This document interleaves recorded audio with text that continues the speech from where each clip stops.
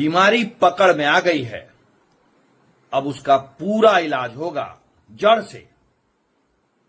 ये वही सरकार है और ये वही सरकार की पुलिस है जिसने बिहार को उस जंगल राज से मुक्ति दिलाई। निश्चिंत रहें, हमारा शासन और प्रशासन जग रहा है कि आप चैन की नींद सोएं। बिहार में अगर किसी ने क्राइम कर दिया तो आप पक्का मान के चलें, उसकी जिंदगी की उल्टी गिनती शुरू हो गई। बाकी की जिंदगी उसकी जेल में या फिर जिंदगी खत्म। नमस्कार, मैं हूं अजय कुमार और आप देख रहे हैं द देसी अड्डा। देखिए, तमाम दावे के बावजूद सारण और सीवान में क्राइम कंट्रोल नहीं हो पा रहा है। एक पत्रकार के तौर पे राकेश तिवारी जी इसको किस नज़रिए से देखते हैं, आइए आज हम समझते हैं इसी बात को। राकेश जी, क्या कारण है, क्या रीजन है कि अभी तक सरकार और वहाँ की प्रशासन इसको कंट्रोल करने में असफल है? देखिए अजय जी, सारण और सीवान शुरू से ही काफ़ी सेंसिटिव जगह है जी, राजनीतिक रूप से भी समृद्ध है और अपराध यहाँ के लिए एक चुनौती रहा है।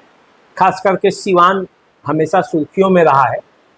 लंबे अरसे से वहाँ अपराध का एक बोलबाला रहा है, आपराधिक घटनाएं होती हैं जी। लेकिन 2005 में जब नीतीश कुमार की सरकार बनी तो क्राइम कंट्रोल था पूरी तरीके से। सारण और सीवान लगभग देखा जाए तो शांत था। छिटपुट घटनाएं तो होती ही रहती हैं, घटनाओं को कोई नहीं रोक सकता। लेकिन जब एक पत्रकार के तौर पर हम देखते हैं कि आखिर अचानक पिछले 6 महीना से क्या कारण है कि सारण सीवान सहित पूरे बिहार में आपराधिक घटनाएं घट रही हैं, तो बिहार की तो नहीं, आज हम सारण और सीवान की बात करेंगे कि क्यों सारण में लगातार व्यवसायियों की हत्या हो रही है। यदि हत्या हो रही है तो उसके पीछे का कारण क्या है? पुलिस चाहकर भी इन घटनाओं पर कंट्रोल क्यों नहीं कर पा रही है? सीवान में क्यों घटनाएं घट रही है? सीवान पुलिस जो है वो चाहते हुए भी बयान तो देती है, तत्परता भी दिखाती है, लेकिन अपराध की घटनाएं रुक नहीं रही है। तो आखिर इसके पीछे का कारण क्या है? जी बिल्कुल, क्या वजह है जिसके वजह से ये सब घटनाएं हो रही हैं? तो देखिए, यदि मैं अपने पत्रकारिता जीवन के अनुभव के आधार पर यदि देखता हूं तो कई कारण होते हैं, कोई एक कारण नहीं होता किसी भी आपराधिक घटना पर यदि पुलिस अंकुश नहीं लगा पा रही है तो। देखिए, जैसे पहला कारण तो आप देखेंगे तो पुलिस की लापरवाही भी पहला कारण। देखिए, मैं कुछ उदाहरण देता हूं जिससे आपको पता चलेगा कि कैसे इन घटनाओं को पुलिस रोक सकती थी, लेकिन उसमें नजरअंदाज करना छोटी घटना को बड़ा घटना का रूप ले लिया। जैसे मलमलिया ट्रिपल मर्डर कांड था, उसमें जो आरोपी है उसने पहले ही पुलिस को ये जानकारी दी थी कि जो पीड़ित पक्ष है उसके तरफ से उनके साथ मारपीट की गई और इसका बाज़ाब्ते प्राथमिकी भी दर्ज कराया गया था।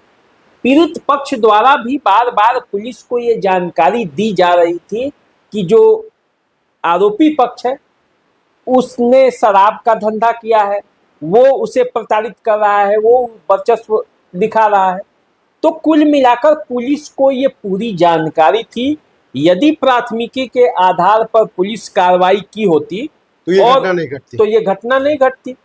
दूसरा घटना लीजिए, सीवान की बात करते हैं। सीवान सदर अस्पताल के गेट पर जिस तरह से एक एम्बुलेंस संचालक को मारा गया, कांग्रेस के प्रखंड अध्यक्ष उनके पिताजी हैं कमल किशोर ठाकुर, भगवानपुर की घटना है, भगवानपुर के रामपुर कोठी गांव के रहने वाले हैं जी। उनके बेटे को गोली लगी, तो उनके जिस बेटे को, प्रदीप को गोली लगी, वो घटना भी पुलिस रोक सकती थी, क्योंकि पुलिस को 2-3 दिन पहले ही या 1 सप्ताह पहले ही बाज़ाब्ते जो पीड़ित है प्रदीप ने इस बात की जानकारी दी थी कि उस पर हमले हो रहे हैं, उस पर पहले से भी हमले हो रहे हैं। आरोपी जो है इस कांड का, उसका कई वीडियो पहले से वायरल हो रहा था। तो यदि पुलिस चाहती हथियारों के साथ वायरल हो रहा था। जी। तो यदि पुलिस चाहती और उस पर ध्यान देती तो ये घटनाएं रुक जाती। अब देखिए सीवान में जो है एक व्यक्ति को, एक युवक को कहिए तो, मॉल से खींचकर चाकू मारकर हत्या कर दी गई। अब उसमें पूरा मामला प्रेम प्रसंग का था और प्रेम प्रसंग में युवक को की हत्या की गई। अब देखिए यदि सारण की बात पर, अभी हम घटनाओं पर जी, बात करते हैं जी, और जी। आपको खुलासा करते हैं, फिर बिल्कुल। बताएंगे आगे। जी, बिल्कुल। अब सारण की बात करते हैं तो पहले ही एक कारोबारी की हत्या हो चुकी है। लायंस क्लब से वो जुड़े हुए भी व्यक्ति थे। सारण में उनकी एक अच्छी खासी पकड़ पहुंच सब थी, उनकी हत्या हुई। फिर बीती रात जो है, कल जो है वो कल की घटना है, एक व्यवसायी महावीर हार्डवेयर के जो संचालक हैं उनकी हत्या कर दी गई, गोली मारा गया घर पे। वो दुकान बंद करके घर पे गए तो कुछ लोगों ने बुलाया, बाहर निकले, गोली मार दी गई, घायल अवस्था में रेफर किया गया, फिर पता चला उनकी मौत हो गई है।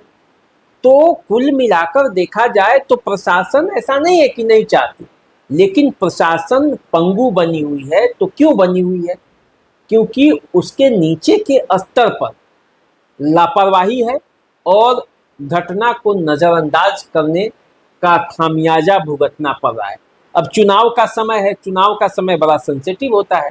इस समय पर यदि पुलिस जरा सा भी लापरवाही बरतेगी तो घटना होगा। राकेश जी, ये पहला कारण है। जी एक प्रश्न है कि सरकार सुशासन का है, गृह मंत्रालय भी नीतीश कुमार जी के पास है, उसके बाद भी अपराधियों के हौसले इतने बुलंद क्यों हैं?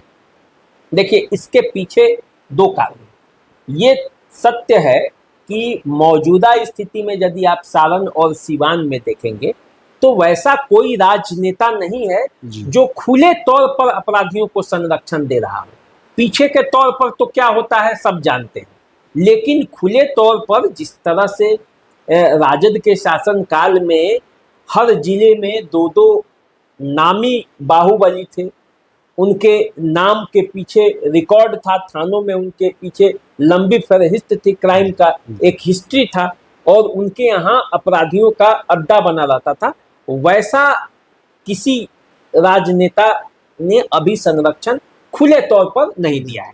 अब अंदर अंदर तो आप जानते हैं कि बिल्कुल। जब राजनेता हैं तो हर तरीके का संबंध रखना पड़ता है, लेकिन खुले तौर पर पुलिस और राजनेता किसी अपराधी को संरक्षण नहीं दे रहा है, लेकिन फिर भी अपराध घट रहा है। तो देखिए एक और कारण जिसे मैंने बारीकी से समझा, तो एक कारण ये भी हो सकता है। देखिए सारण और सीवान में चुनाव के पहले बड़े पैमाने पे पुलिस अधिकारियों का तबादला हुआ है, एसपी से लेकर और सिपाही तक देखेंगे तो बड़े पैमाने पर बदल गए हैं। दोनों जिलों में नए एसपी हैं, जी।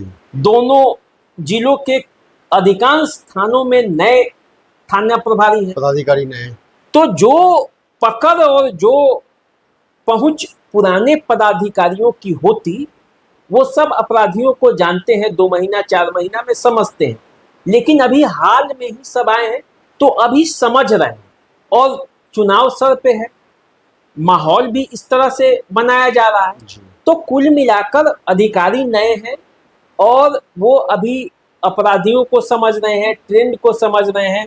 उसे समझने में थोड़ा देर लगेगा, 1-2 महीना तो किसी को भी लगता है, तो वो समय ले रहे हैं। जैसे देखिए मनोज तिवारी एक तेज तर्रार अधिकारी माने जाते हैं जो सीवान के एसपी हैं, जी। लेकिन वो जब से सीवान गए हैं तब से अपराध की घटनाएं हो रही बढ़ हैं, गई। रुक नहीं रही है। प्रयास भी कर रहे हैं, घटना स्थल पर पहुंचते हैं, छापामारी करते हैं, प्रयास करते हैं, तत्पर दिखते हैं, लेकिन घटनाएं क्या है वो हो रही हैं।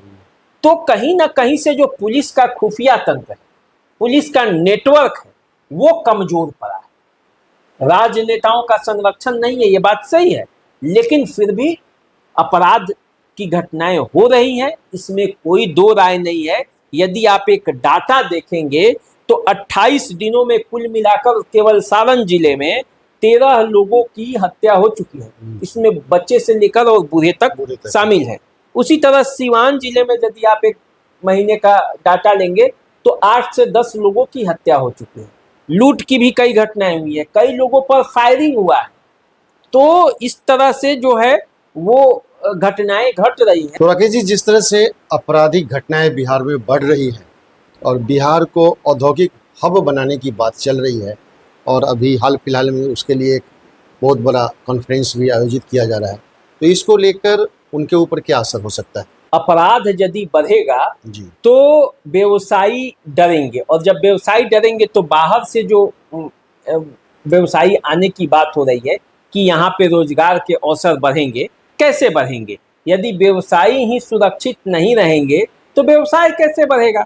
तो ये मामला तो है ही। और सारण जिले में देखेंगे तो सारण जिले में 2 व्यवसायियों की हत्या हो गई पिछले 1-1.5 महीने में। सिवान में भी एम्बुलेंस का व्यवसाय ही था, उसका एम्बुलेंस का व्यवसाय ही था। अब देखा जाए तो बिहार में गोपाल खेमका जैसे बड़े व्यवसायी की हत्या हो जाती है, एडवोकेट की हत्या हो रही है, डॉक्टर की हत्या हो रही है, व्यवसायी की हत्या हो रही है। यदि इस तरह की हत्याएं होंगी और जिस तरह से अस्पताल में घुसकर मारा गया, भले ही वो अपराधी हो, लेकिन ये तो कानून व्यवस्था की बात तो है ही। अगर वो अपराधी नहीं होता, आम आदमी होता, तो उसकी भी हत्या होती। बिल्कुल। अब तो सुरक्षा पर सवाल है। तो बिहार में यदि बिहार को तरक्की होते हुए देखना है, बिहारियों को, बिहार के सरकार को, बिहार के प्रशासन को, तो अपराध पर तो कंट्रोल करना ही पड़ेगा। तो सरकार का क्या एक्शन होना चाहिए इसको लेके?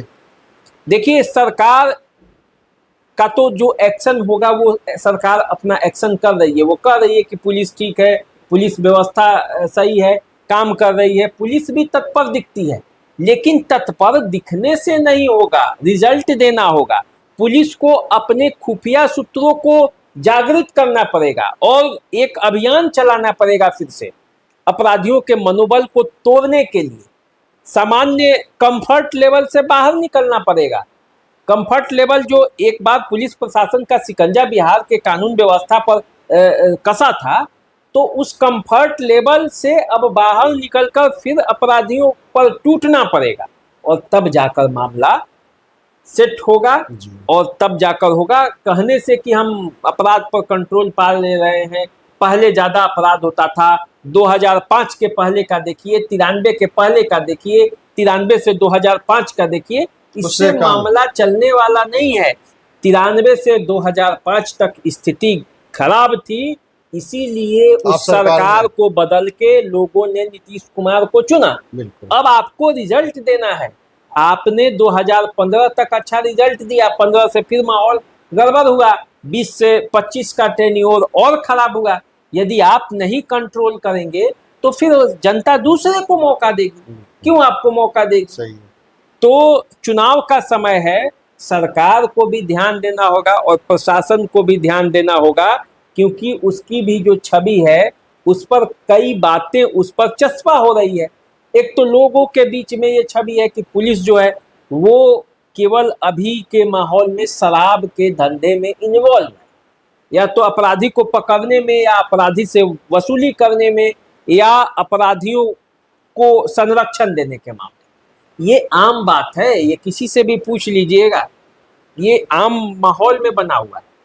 जबकि ऐसा नहीं है कि पुलिस काम नहीं कर रही है, पुलिस काम करती है। अब देखिए, सारण और सिवान के जो एसपी हैं, घटना के तुरंत बाद पहुंच रहे हैं, छापेमारी भी कर रहे हैं, पकड़ने का प्रयास भी कर रहे हैं, लेकिन रिजल्ट जो है वो फिर उसके बाद घटना घट जा रही है।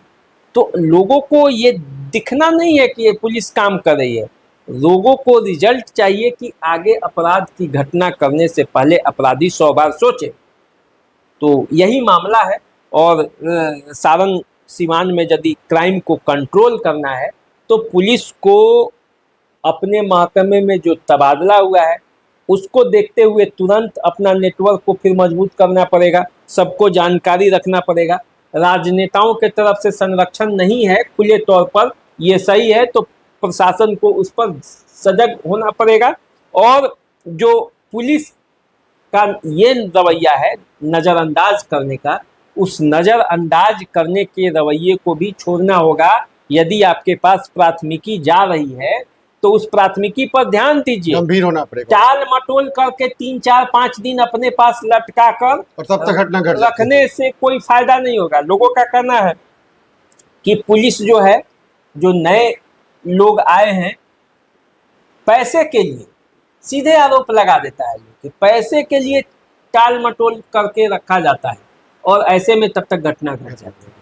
तो पुलिस को अपनी छवि सुधारनी पड़ेगी और पुलिस को काम करना पड़ेगा, और जिस पुरुषार्थ के लिए जाना जाता है पुलिस, उस पुरुषार्थ को दिखाना पड़ेगा।